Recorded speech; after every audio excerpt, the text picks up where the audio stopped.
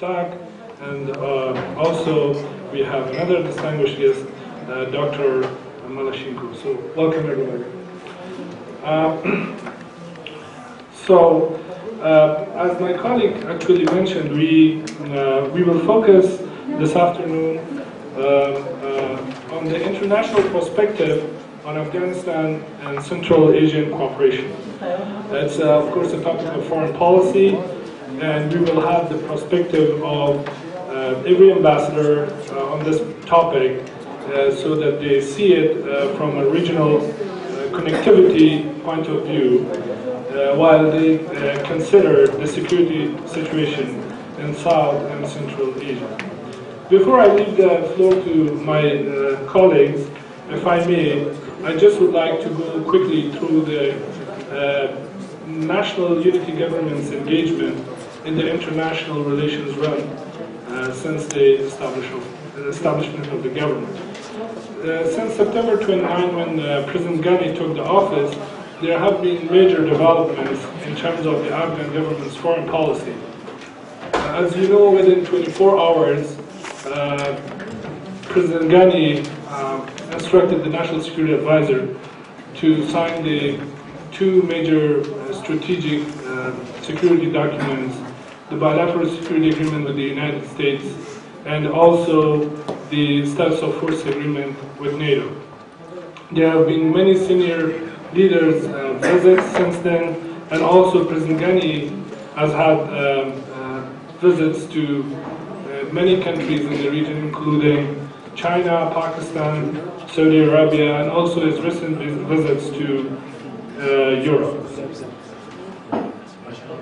The national unity government has envisioned many goals and activities are underway, and most importantly, there are two major areas in focus: the security and also the economic development in the region, mostly focused in South Asia and also in Central Asia.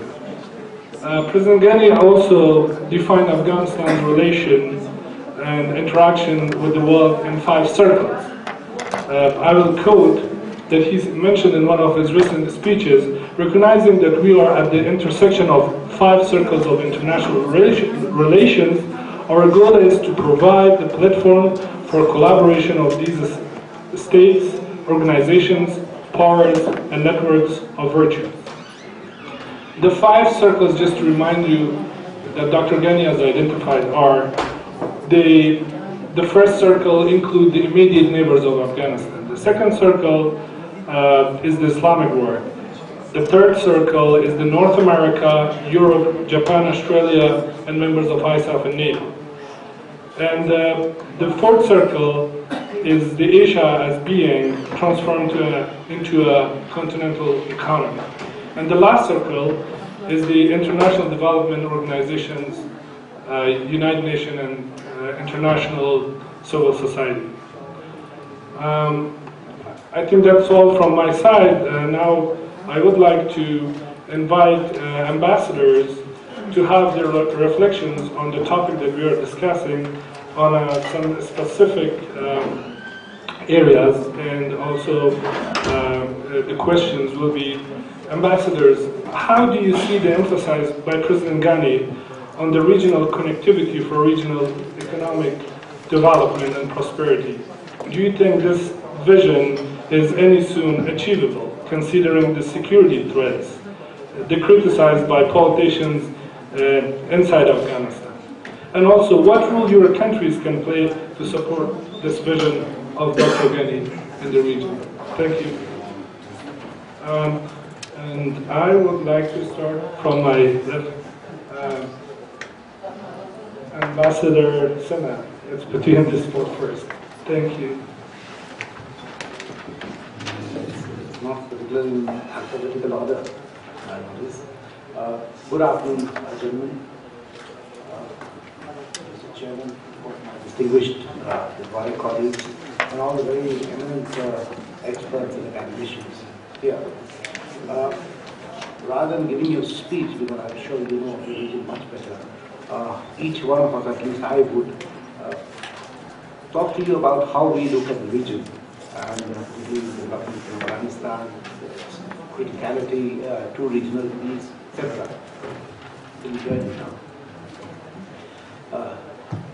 Just to put things in context, let me first dwell at how we look at Afghanistan and how we look at Central Asia itself.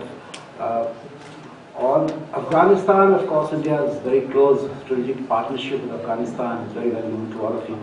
I need not dwell upon it too much. Sufficient to say that it is not only the most recent member of the South Asian Association for Regional Cooperation, but Afghanistan is also a critical member of this grouping, being at the crossroads of the region. And it has acted as a roundabout or a connector for centuries, for trade, for movement of people, for movement of ideas, including empires and religions. In fact, India did share a common border with Afghanistan for centuries till 1947, when actually geography changed a bit. This has both profoundly impacted India and Afghan in a variety of manners, in terms of politics, economics, and most importantly in the movement of people itself. So it would not be an exaggeration to say that both India and Afghanistan reside in the DNA of each other, and that's how we feel at least. And these historical and cultural connections get reflected in the close and trusting relationship of the current times. Similarly, in India's entire culture, and at least a large portion of India's society, got molded by the historical interaction with Central Asia. India has deep cultural roots, or its culture is rooted in Eurasian history. Indian traders and travelers actively traded along the Silk Route. Even prior to Silk Route was something in the modern empire was called the Uttarapath, the Northern Highway, which was later revived 400 years ago by Sheikh Suri, which still exists in India and Pakistan and is known as the Grand Trunk Road. So these are the historical context in which you have to see. In the current context, we of course have very close relationship with all the Central Asian countries. We were one of the first to establish diplomatic relations with the post-Soviet era when they emerged as independent nation states.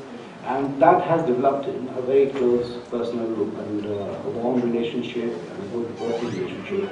And we do treat them as part of this neighborhood.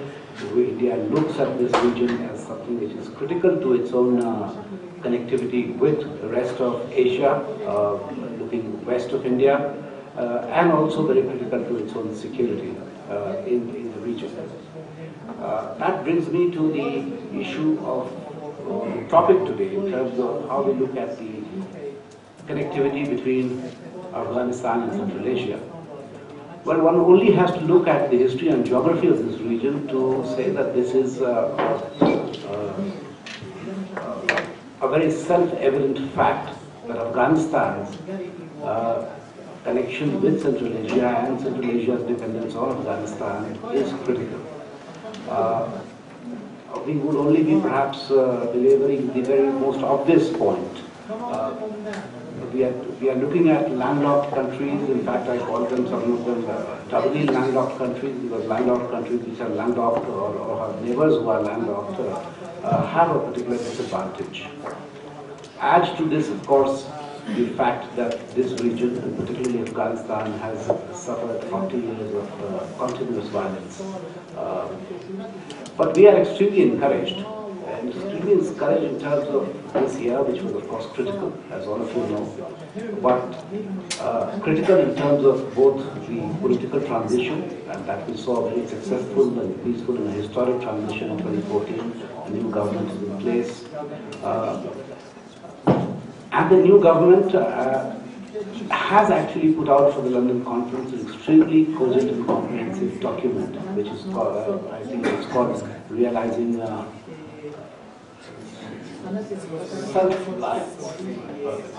Self-Reliance, and which we of course fully endorse. And what is very important in this, if you have not seen it, do have a look at it, that it vividly and clearly puts across all these strengths and weaknesses that and the challenges that it faces, and also suggests a way forward. And of course, this has captured the essence of the messaging that we have received from the Afghan leadership over the last 1 year.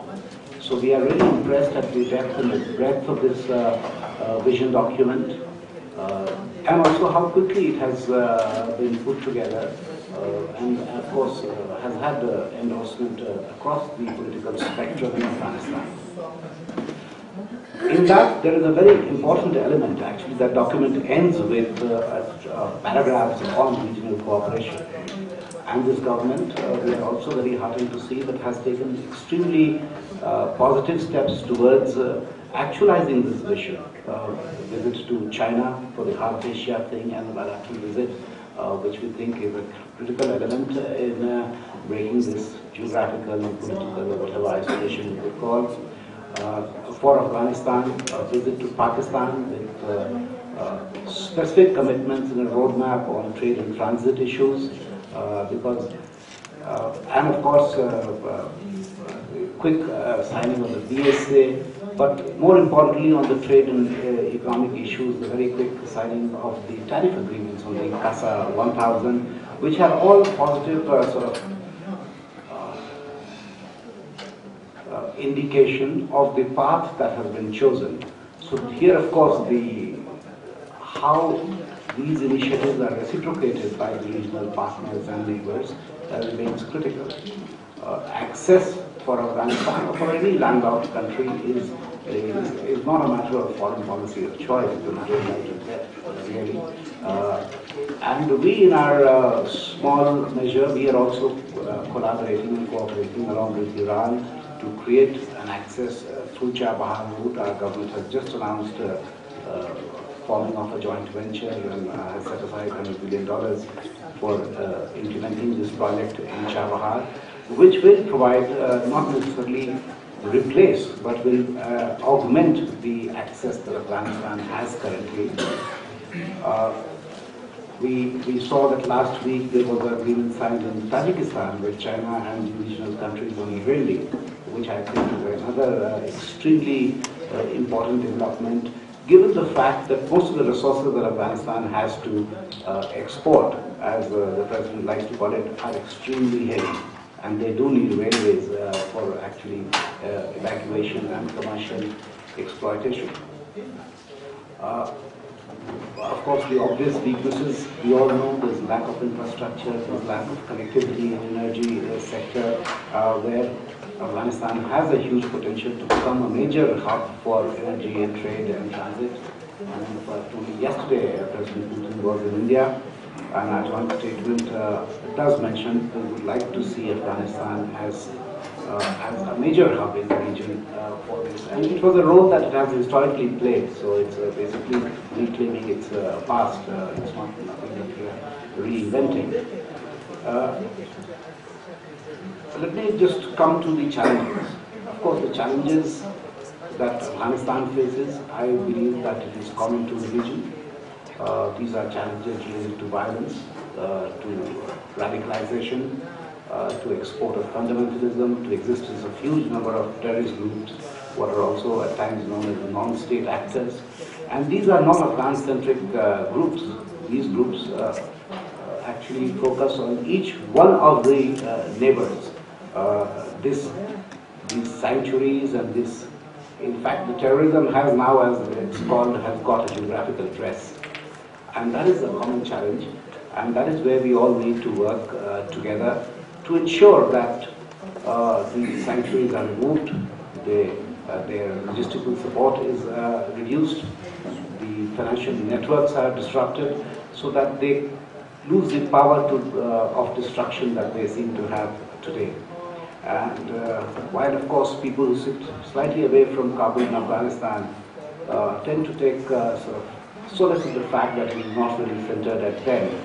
But as you would have seen in the rest of the region, terrorism doesn't really have boundaries, and it doesn't get stopped at the borders, or it doesn't respect any sort of customs and transit rights that you may have negotiated or not. So that is a common challenge that we will all have to deal with. Similarly, of course, Central Asia is deeply concerned about the drug trade that happens. Over 40% perhaps goes through the northern route, if my estimate is correct.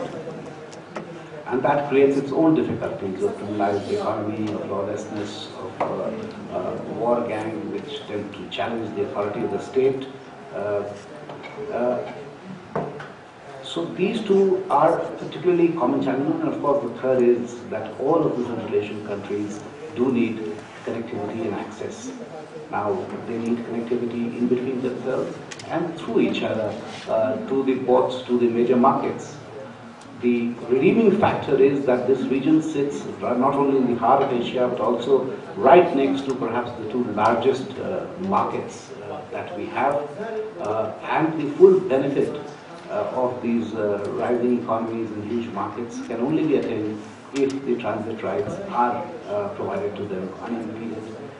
So it is not only about the physical infrastructure, it is also about trade facilitation, it's about change of mindset, or whether we see ourselves as part of a global value chain where we can each contribute to each other's prosperity. So I will stop at that, and I'll be happy to take questions later. Thank you. Thank you very much, Ambassador.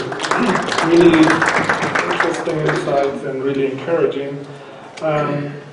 So from there, before I go to Ambassador Zijun, I know that you have your own points on the topic, but could you also elaborate on 2 points that was raised by Ambassador Sena? He touched on the issue of infrastructure in Afghanistan. The infrastructure in Afghanistan and the regional countries actually relates to each other. We deem if there is a highway built in Pakistan, actually it helps Afghanistan, the same as in Central Asian countries. So what will be the role of China in terms of helping Afghanistan building the infrastructure?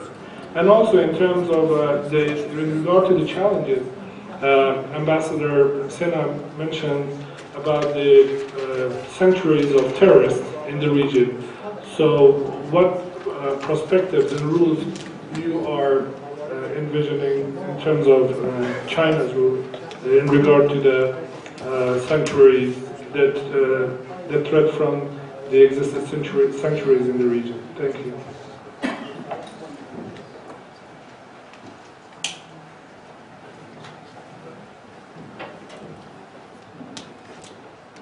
Okay, thank you, Tim.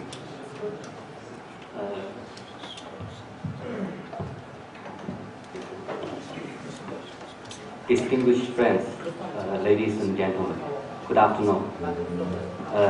I'm very glad to attend the second Afghanistan-Central Asia dialogue and share my views with you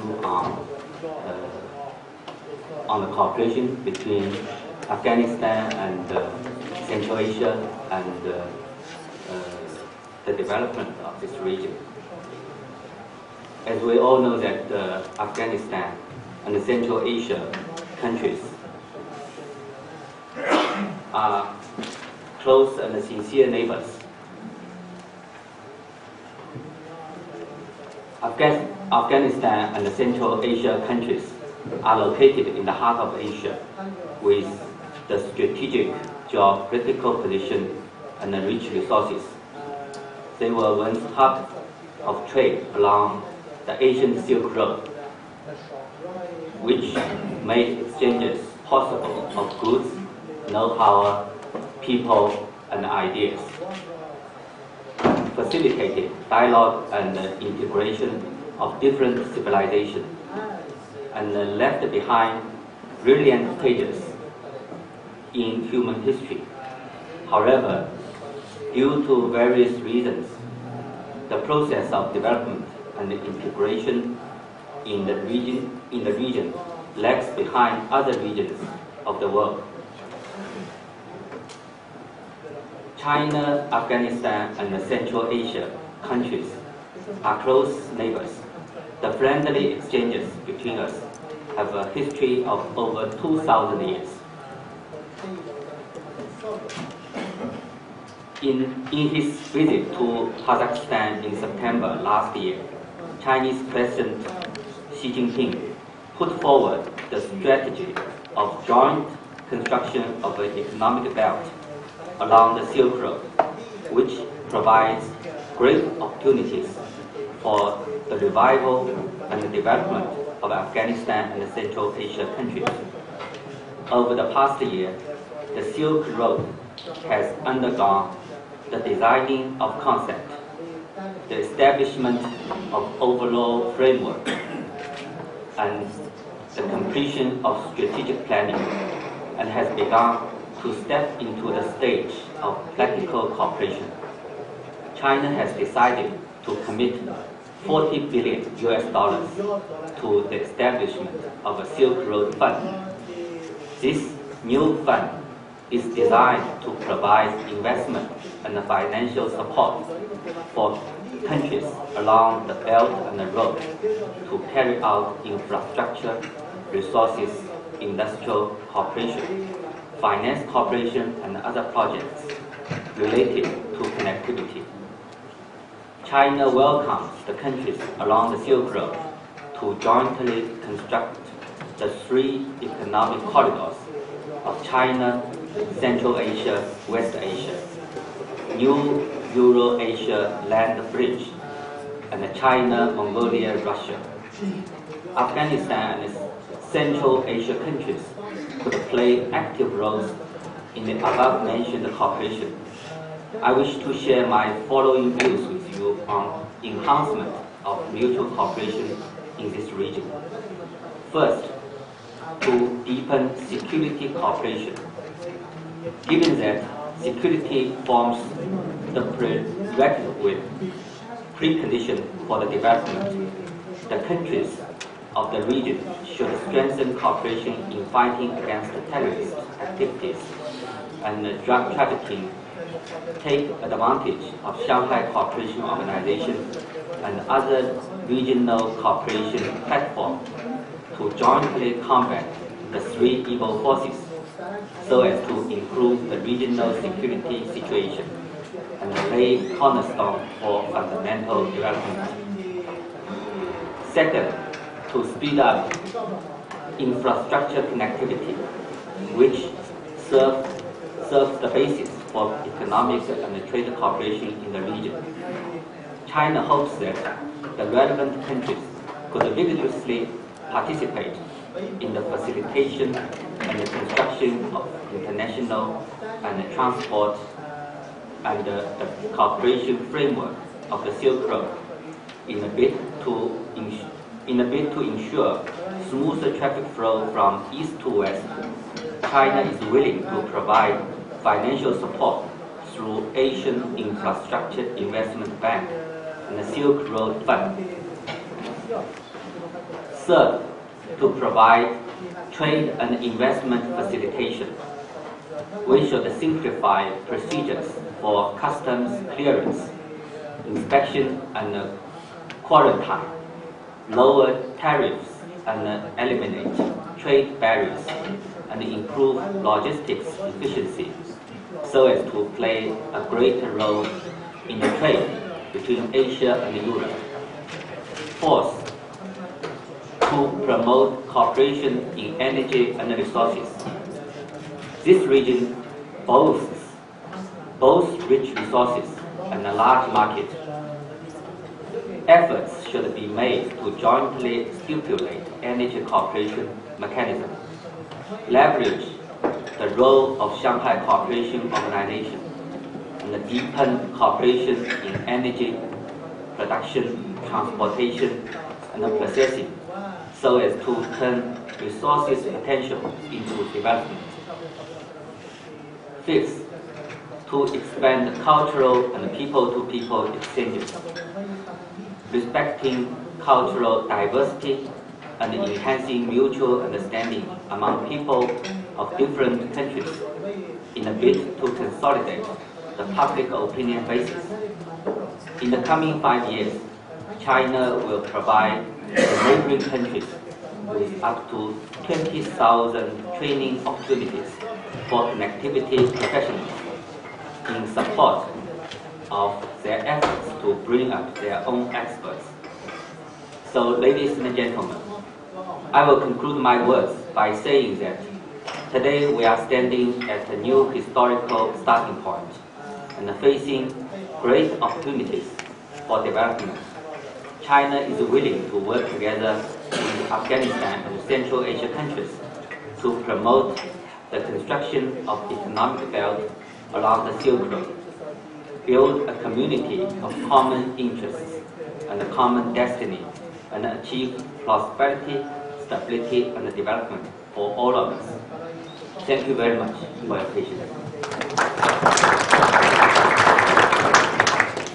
Thank you, Ambassador, for a really nice speech. And now I would like to invite Ambassador Stagg. Your country is, of course, geographically far from the region. However, you have lots of influence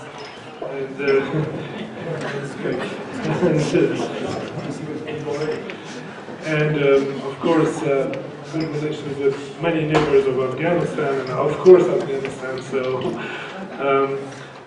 just wanted to have your views. He wasn't very accent. Chairman and fellow panelists and colleagues in the room, thank you very much. I was going to point out in the HECMAT that I was coming from a rather different perspective to first speakers who are either actual or virtual neighbours of Afghanistan, and with a very real physical stake in your country's future. I will be quite brief. I think my colleagues have covered most of the main themes. I mean, clearly the current environment is something of an aberration, as Amar was implying, that historically Afghanistan has been a place which did bring people together and link them. You know, you think that Baba was born in the Fergana Valley, got to Delhi and was buried in Kabul, and this illustrates the connectivity that did exist 500 years ago, and which, in a sense, we need to try and help the countries of the region to recreate. I mean, from our perspective, to answer your first question about whether President Ghani's vision of Afghanistan becoming once again a hub is realistic, I mean, we say there's no real choice. I mean, if you're going to join up this region, Afghanistan has to be part of it. Because if it's not part of it, the connectivity will not really deliver the benefits people hope, because there'll be a big hole in the middle. And so we think it is absolutely the right vision to hold. And it seems to us there are very major market drivers to this, in the sense that you have goods in Central Asia and Afghanistan which are needed in South Asia in particular, where there is a market of 1.4, 1.5 billion people with a very rapidly growing middle class, and these two need to be linked in the interests of both parties. In the energy world, you have surplus energy countries in Central Asia, and you have deficit countries in South Asia, and naturally you need to find ways to link these so that both parties benefit. And if you look at the CASA 1000 project, which Alcina referred to, I think I'm right in saying, I may be corrected by one or two people in the room, that roughly the generating cost of electricity in Kyrgyzstan and Tajikistan is about 2 cents per kilowatt hour, and you can sell it in Karachi for 12. So the only question really is who gets the benefits along the way. And I think that is one of the challenges in making this happen, is finding an agreeable way to share out these benefits in a way which is seen as equitable by those involved. The third reason it seems to me that there is no choice for Afghanistan than to become a partner in this regional process of increased connectivity is, as I think both my colleagues have pointed out, that if you're going to make a success of your minerals industry, which is potentially one of the most important in your economy, it requires connectivity out via Pakistan, via Iran, via China to the north, and the prosperity and indeed the revenue your government needs will only be achieved if that connectivity is created. In terms of what we do and how we can help, I mean, we see, I'm afraid, South Asia as a back marker in global economic integration. It has very low levels of trade between the countries of the region, and neither the physical trade nor the facilitation of borders operates easily or smoothly. And we think there are very major losses being suffered by all the countries of the region because of this. And so we do think that this could be addressed relatively straightforwardly with the political will. And we have a project linking our offices here in Islamabad and in Delhi, which is focused precisely on trying to help the governments to deliver greater connectivity and resolve the technical and practical issues which cause problems at borders and thus deter people from trading. The last point I should probably touch on is security. I mean, clearly security is a massive impediment to the rapid development of infrastructure and connectivity across Afghanistan, and that is a reality which is affecting every area of your economy, and we can't hide it. But I don't think it is a reason for slowing down or trying not to take the process forward. Because I say, unless you get this process working, you won't get prosperity in Afghanistan, and therefore will always be the risk of people being attracted by terrorist or insurgent groups because of the unsatisfactory nature of their lives. So unless you get prosperity and give people a better alternative, it's going to be very difficult to conquer terrorism. So we think that there's a link between doing this and dealing with the problem of insurgency and terrorism, which President Ghani is quite right to see as a priority. And I should probably just touch on the question of neighbours and other things. I know something would be sad if I didn't briefly mention your neighbours. I mean, our view is that the only way to get all of your neighbours, however defined, to join you in a serious battle to stop terrorism and remove its sources is for them to believe it's in their interest to do this. And we judge, and we may be proved wrong, but we judge at the moment the prospects look better than they have for a long, long time. Because taking one neighbour, Pakistan, that clearly they are facing very major domestic problems from insurgency and terrorism themselves, and are very determined to put a top priority on addressing that threat. And I think that provides a better backdrop for your country and Pakistan to have a partnership in dealing with a shared problem.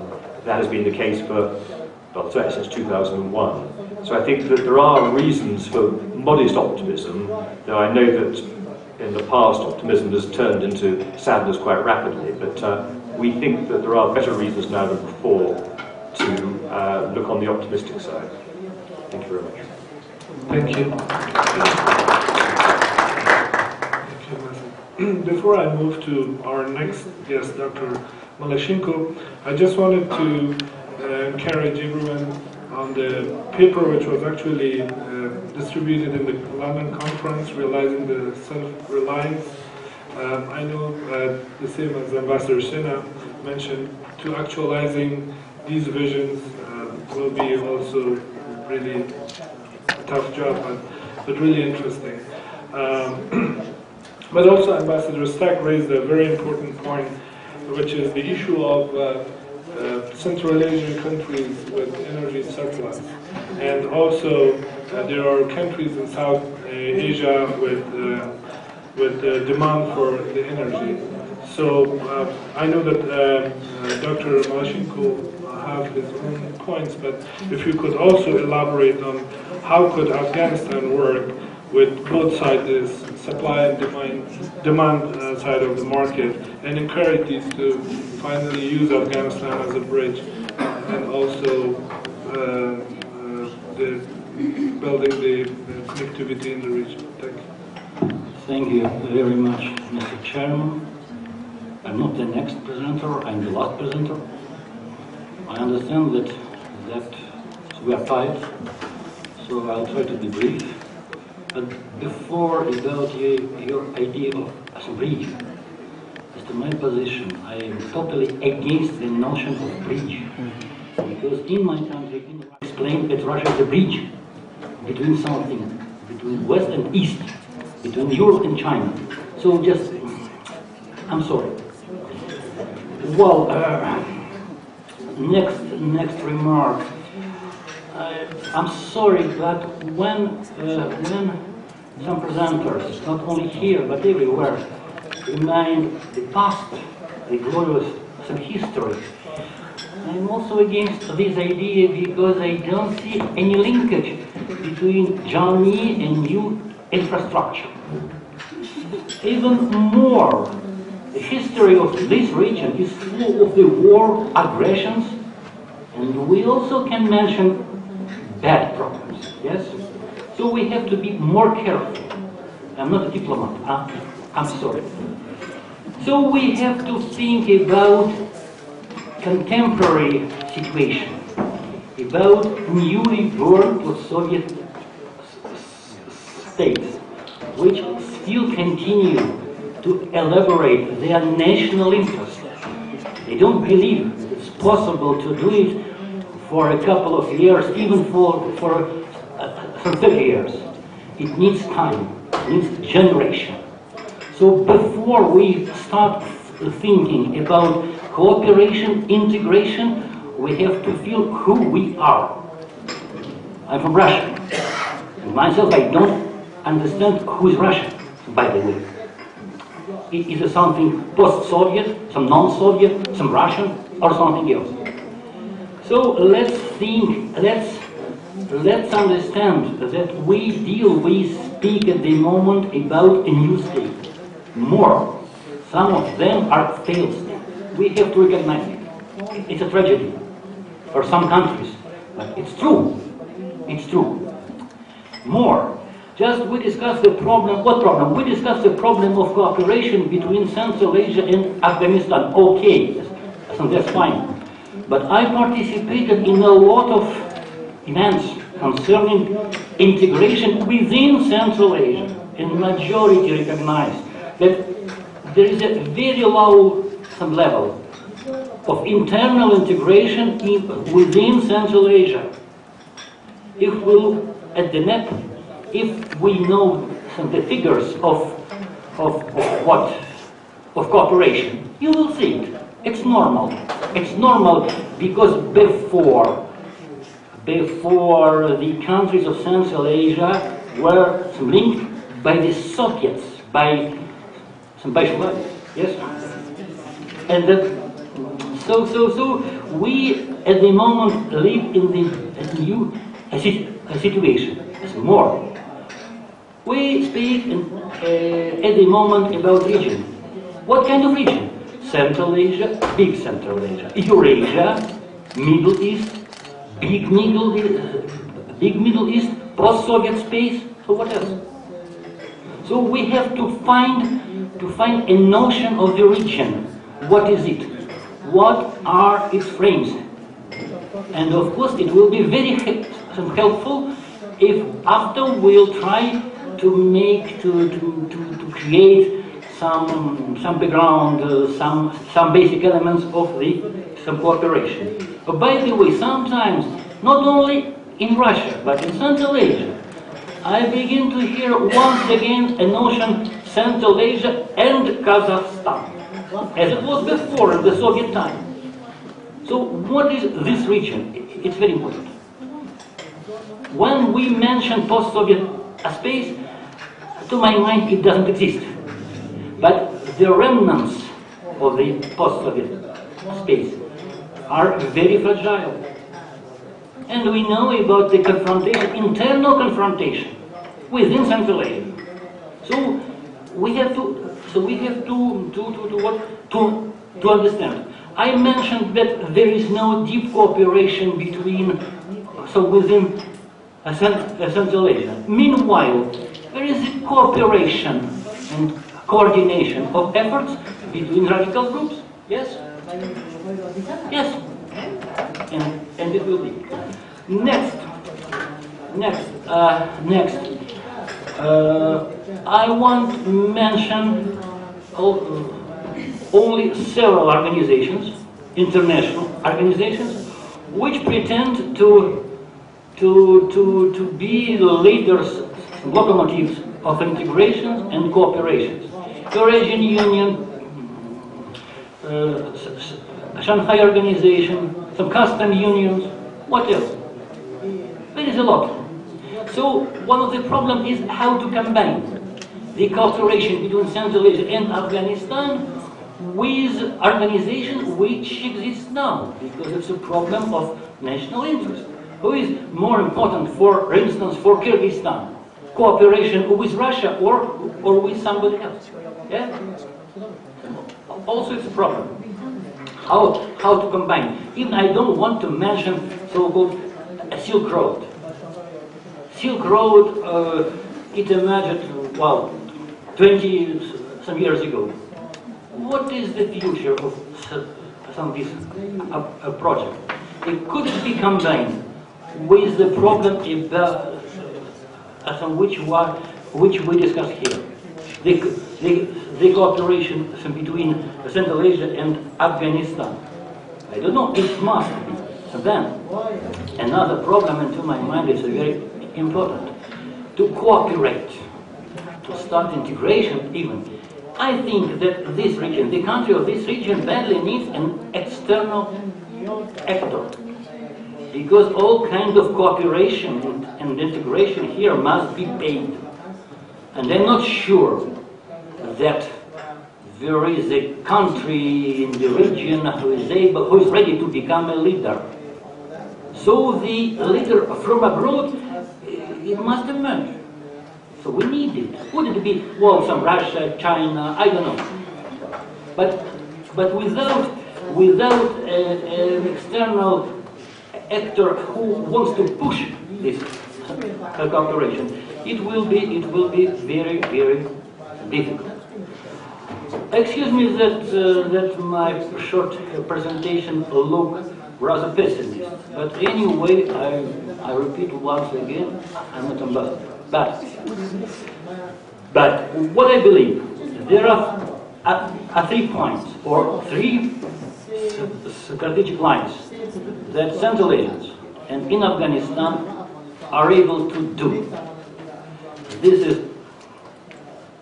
infrastructure, the problem of water and energy.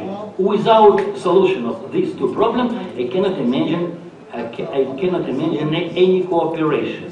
But I believe that in local leaderships, the understanding of necessity to solve these 3 problems, some exist. So thank you very much.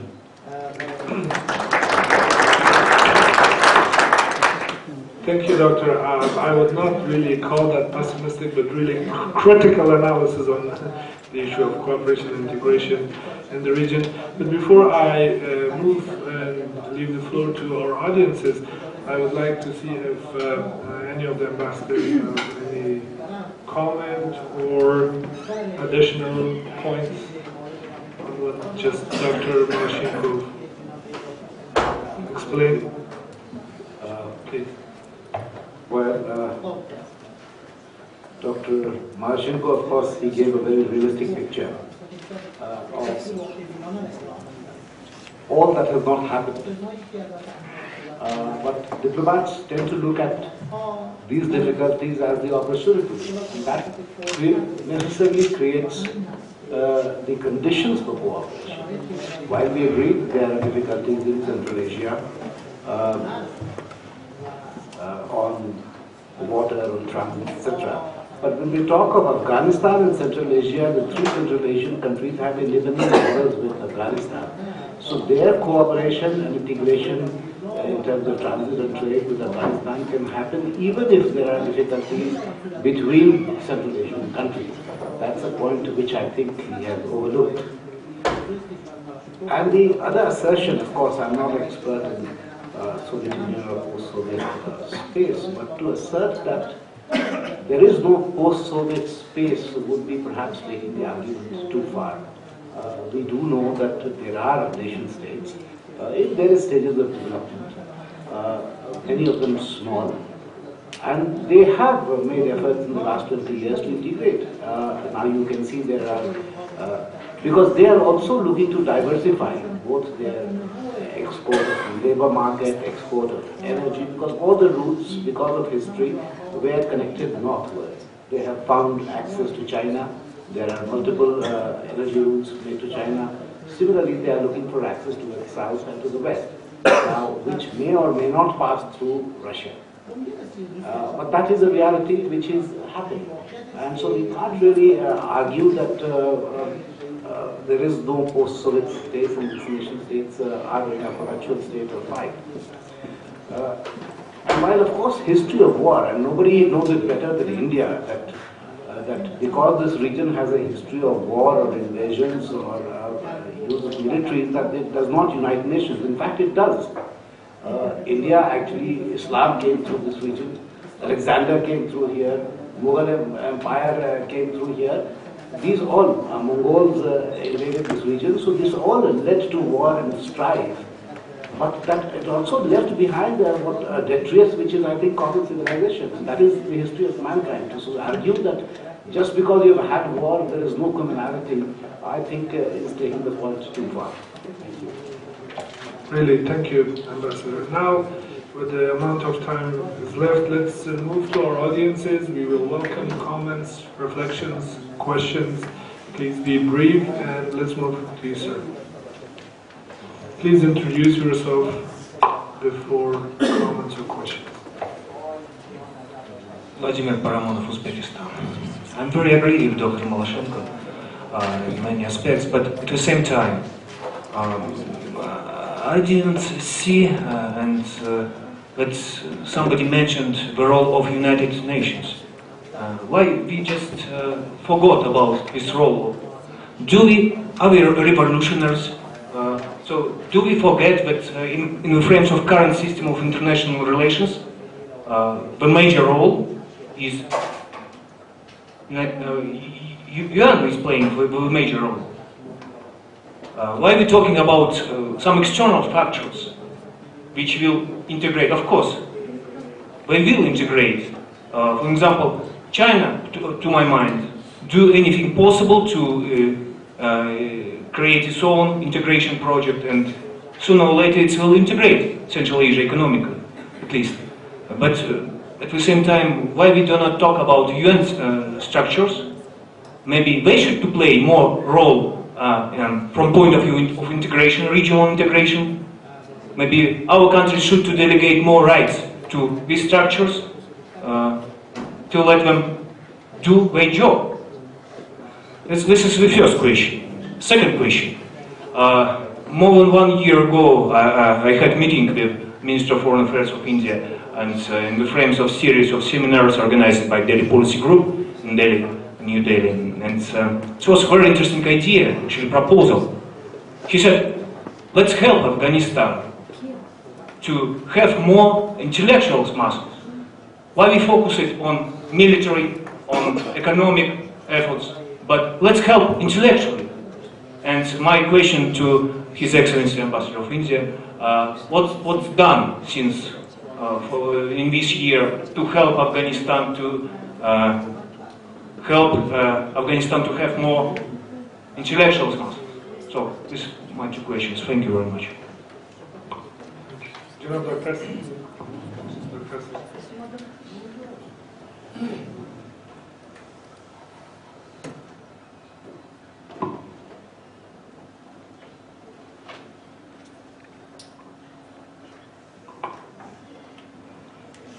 Well, a German philosopher told, let us to be realistic and demand that non-possible things. And I think let us to be realistic. That means we need visions for single national societies and also for the Central Asian and Southeast Asian as whole. A politic without vision is a boring politic.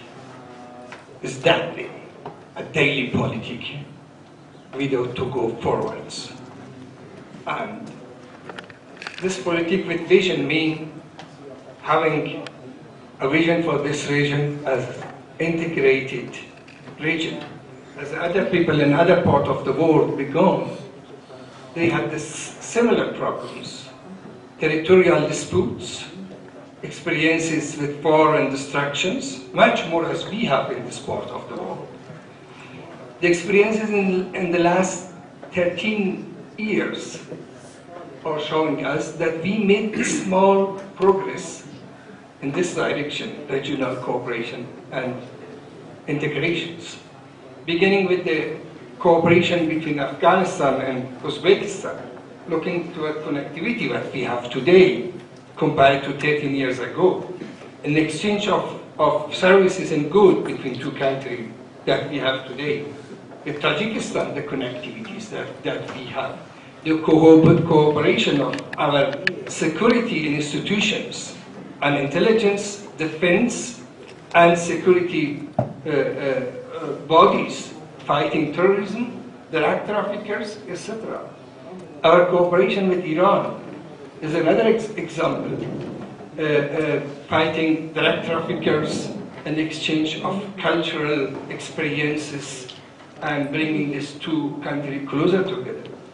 Cooperation with Turkmenistan, the planning of the project of Tapi is not real, but anyway, we are working to realize that. And Kazakh 1000, they are all small steps, but very meaningful and relevant for the regional integrations. We have to create interdependency in this part of the world.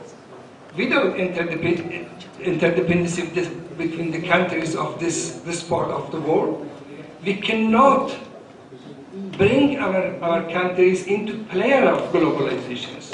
We are not the player of globalization as single national state today. And we will turn our region into that.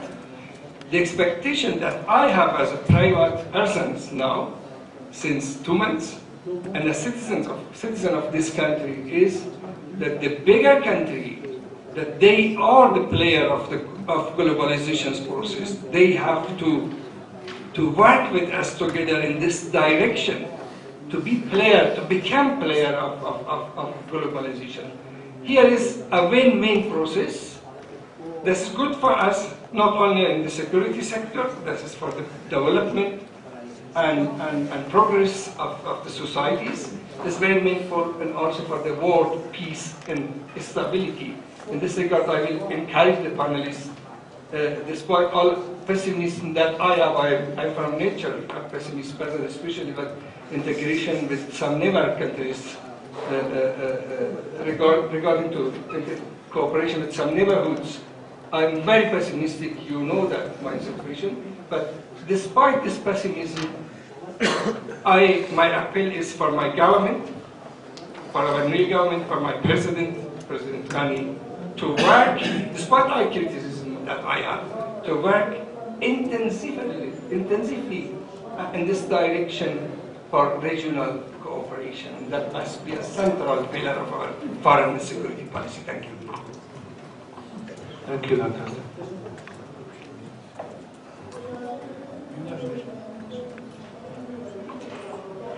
Thank you very much. Since I work in Central Asia for quite a long time already, I was in Tashkent, in Uzbekistan for almost 3 years. Now it is 6 years in Ashgabat as head of Regional Center for Preventive Diplomacy. And with Dr. Malashenko we have had many discussions on those topics. I definitely would like to also attract attention to the fact that if you compare Central Asia to, for example, ex-Yugoslavia, with interethnic problems, difficulties, the countries, the leaders, the governments, the peoples of Central Asia managed to maintain peace for more than 20 years. And the countries have developed. I fully agree with you that we cannot see a real regional, homogeneous region there. No, it is not. The idea of regional integration is still very weak. It is more mentioned in the speeches, but what is happening on the ground we see is more to become independent or not dependent on the neighbors. This, idea of sovereignty, independence, and getting rid of depending on one center like it was during Soviet times in Moscow is very strong there. But you know, cooperation is simply something that is happening and must happen. There is one thing that is uniting the region very strongly, and it is, as you mentioned, water. Those countries are the countries of Aral Sea Basin. They depend on water. They have serious, let's say, challenges, serious problems with energy, and actually this nexus is there. And there is no other way than to work together. We remember very well in 2008 there was a situation of dry years, and the countries, downstream countries, were facing you know, lack of water during irrigation season, and the 5 presidents were able to sit together. Look at what is happening now during last few months. You know, we could see meetings, bilateral meetings of the presidents of Central Asian countries in all capitals practically happen.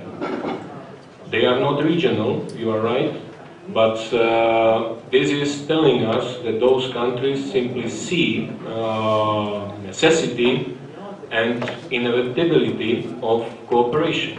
This is a matter of fact. Then, when we come to connectivity, so now you have practically an agreement on the pipeline connecting Turkmenistan, Uzbekistan, Tajikistan, Kyrgyzstan and China happening.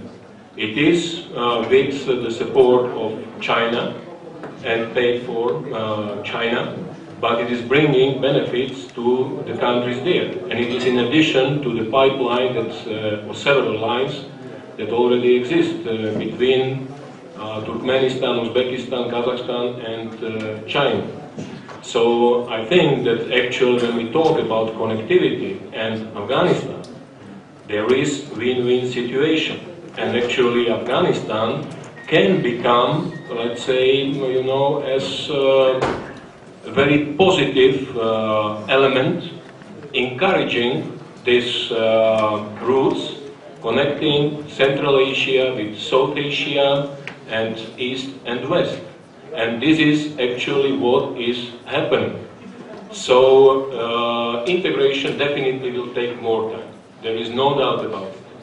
But economic necessities, economic realities will push countries to do more in this respect. CASA 1000 a few years ago was something, you know, considered very idealistic.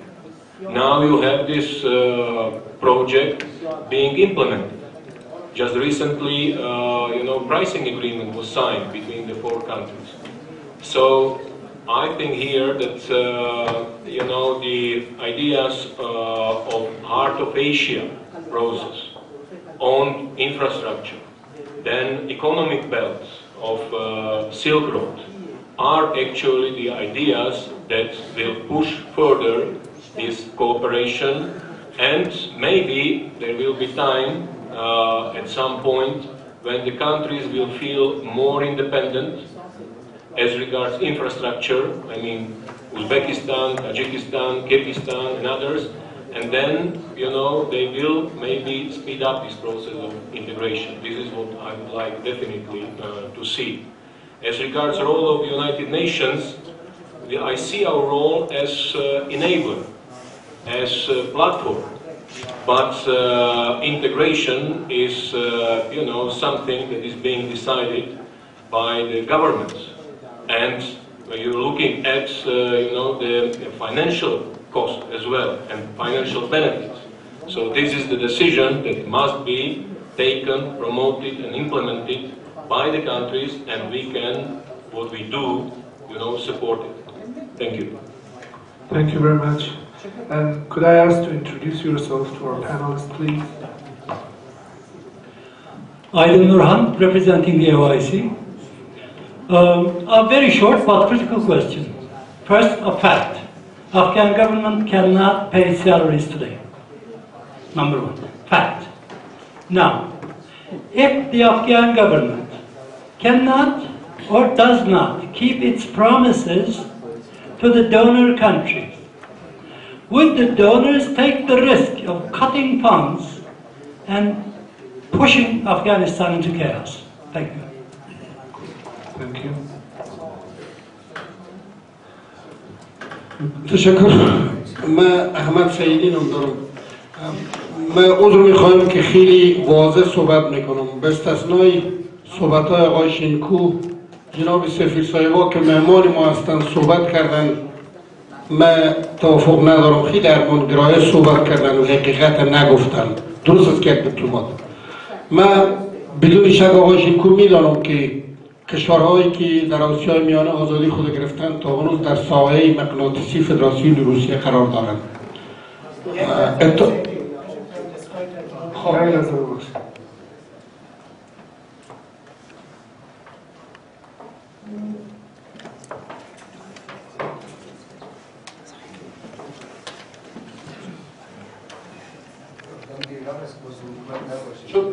خب من عذر میخوایم که خیلی واضح صحبت میکنم، کسی باعث آزردگی نشه، همه مهمان ما هستند.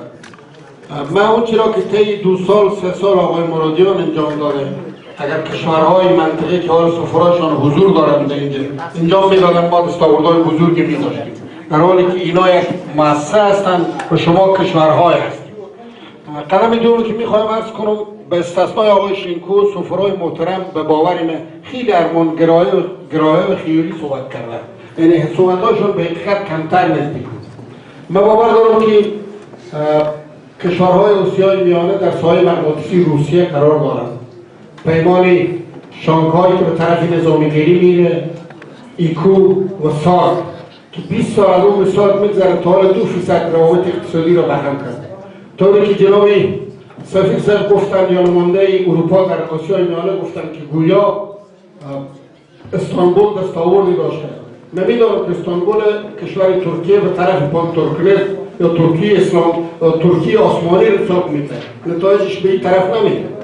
من خوب میدانم که تا وقت ایکو، سارک، شانگهای تا وقتی که حضور روسیه در این منطقه است و تا وقتی که رقابت‌های پاکستان با هندوستان وجود داره، تا وقتی که در کشورهای اسلامی رقابت‌های سعودی با ایران وجود داره، دستاوردی نخواهد داشت.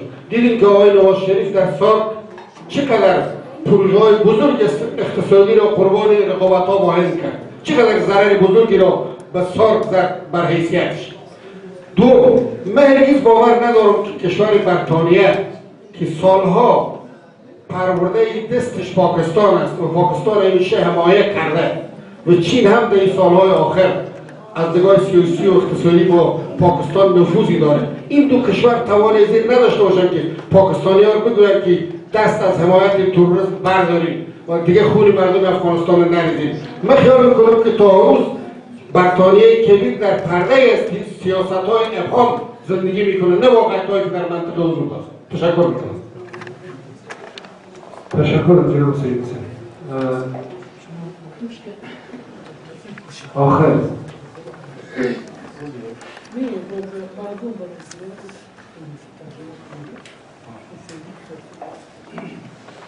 I share the assessment of Dr. Marashenko.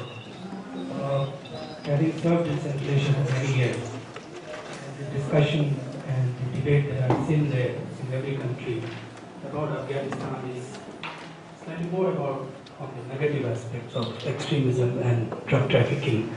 There is nothing much in the public domain about economic cooperation or integration, and some of those, if any, would be externally sponsored, but internally there is no driving force that I see on the ground.